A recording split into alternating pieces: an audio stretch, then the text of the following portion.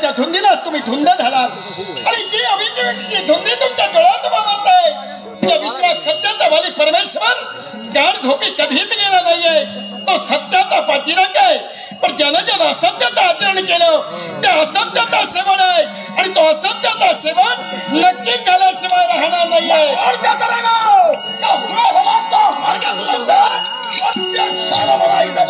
यावेळी रणभूमीवर सारा कौरव सेनेला ज्यांनी प्रतिकार करण्याचा शस्त्र हाती घेऊन प्रत्येकाला आव्हान देण्याचं कार्य केलं ते ही नम्रवंदनातून त्यावेळी खंडकडे घातलाय.